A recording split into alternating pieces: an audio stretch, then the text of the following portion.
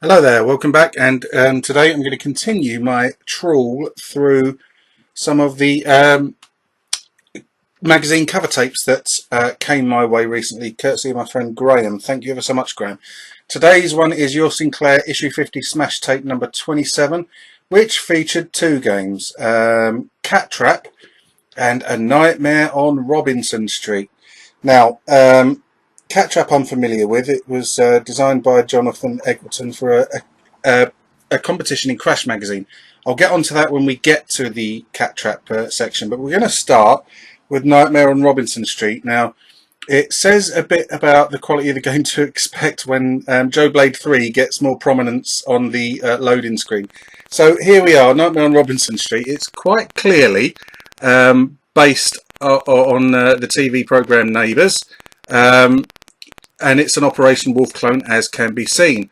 You just go left to right, and then once you get all the way to the right end of the playing area, it goes all the way back to the left again.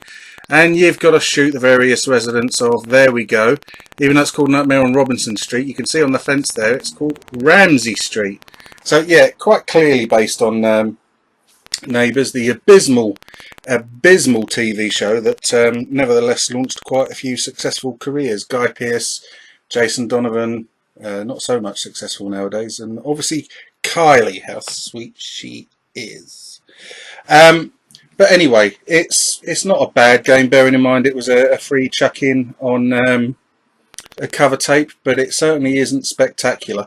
It's just quite repetitive. Now, you'll see the little doggy walking across the screen. Now, you don't want to quote George Michael, shoot the dog. Shooting the dog is bad. That takes your life force away. You can shoot everything else, but you can't shoot the dog. You also have to, they look like sort of paparazzis, etc. And you've got, obviously, you know, like I don't know if any of them are supposed to be Mrs. Mangle, etc. Anyone like that. It's not an inspiring game, but for the 5 or 10 minutes blast I had on it, it wasn't bad, I suppose. Yeah, and you can't really complain, seeing as it was a free sort of giveaway, and not a game, I don't think, that was ever released as a full price retail game, because even though it was by players, you know, you'd have struggled to justify paying a few quid for this, because it really is, it's just repetitive. But like I say, the graphics are nice. There's not much in the way of sound, etc. A lot is going on the screen, you know, without much sort of slowdown, etc. And the graphics are sort of quite crisp and clear. But that's about all there is to be said for the game. Now, I mentioned on the Armalite video about getting sidetracked from the projects that I had in line because of spotting various bits and pieces. Now, this video, because of this game, it's led me to stick a review of the ZX Spectrum version of Neighbours, the game, into my list of things to do, and that's going to follow very, very shortly. Don't hate me for it, but one thing sort of led to another, and it's a natural sort of progression, I think, to try the one after trying these. Now, give it a whirl. It is available on World of Spectrum. I couldn't get the tape that I actually have to load because some enterprising wag has, I noticed when I opened it up, put tape over the copy protection holes on the actual cassette, so it doesn't work anymore. No bad thing really, seeing as it's available on World of Spectrum, like I say. But anyway, Nightmare on Robinson Street, it's not so much of a nightmare, more of a sort of semi-bad dream. It's not grand, but it isn't by any means crap. So we're going to move on from Robinson Street, and we are going to go into Cat Trap. Now, Cat Trap has got a really interesting history.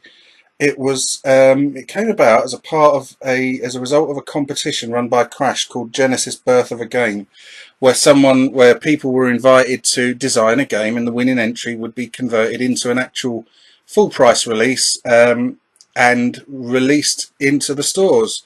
and the winning entry was Cat Trap, and that was designed by Jonathan Eggleton. Now, Cat Trap in itself isn't a great game. It's not terrible, but it's just quite uninspiring. Not an awful lot goes on into it. There's one or two bits and pieces of it that are infuriating, as you can sort of hopefully see. It's basically a left-right scroller. You're some multi-terrain exploration droid, or MTED, and you've got to whiz your way backwards and forwards across this sort of post-apocalyptic landscape doing something or other. That's enough about the plot of Cat Trap. I'm quite interested in its history. Now, I wonder if Mr. Eggleton nowadays still owns a copy of Cat Trap. I would have thought he would. What his impressions were the first time he went into WH Smith's or Boots and saw his own game resting on the shelves up there. Did he get any royalties? Is he still a follower of the Spectrum scene, or has he moved on since then and doesn't really sort of know anything about how revered the machine still is in this day and age? Now, I hope he does keep his eye on the Spectrum world, etc. I hope he knows and still revisits his game, because, you know, even though Cat Trap itself is not a fantastic game, this is the infuriating bit that I was talking to you about. These bubbles, they just bounce you across them backwards across the screen. They're really, really, really aggravating. Now, I wonder if he got paid any royalties, etc., or whether or not that wasn't part of the deal. And that leads me to a question. Did any of you watching this ever enter any of the magazine competitions? Did you ever win anything? If you ever won anything, do you still have it to hand? Especially some of the trophies, etc., that were awarded by Crash. I'm particularly thinking of the ones that for the Ultimate Play the Game games, the key trophy for the Attic Attack map, the amulet for the Saber Wolf map, and the sort of Cauldron and Alien 8 trophies.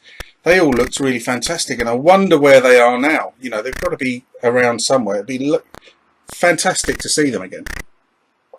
But yeah, I mean, I wish I could have designed a game, or I wish I could have even programmed one. You know, you can only sort of begin to imagine, really, the sort of sheer pride that Jonathan Eggleton must have felt, not just being covered in Crash magazine as well as at the time, but like I said, actually seeing the game that he designed up on the shelves and people buying it, seeing it reviewed in magazines, etc.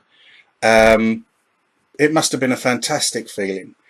I'm going to do some more of these cover tape reviews and games on some of them, because I've got a lot of them, and it'd be a shame to leave them be, really, because there's some classic games included on some of these tapes. Going to stop rabbiting now. Thank you ever so much for watching the video. If you liked it, please let me know. If you want to subscribe to the channel, please do. It'd be great to see you. It would be great to interact with you. And as ever, thanks for watching. I hope the rest of your Sunday is nice and peaceful. I hope you're going out for a nice pub lunch. If you are, try not to get too fat. Take care of yourselves. Have a great time. And thanks ever so much. And goodbye.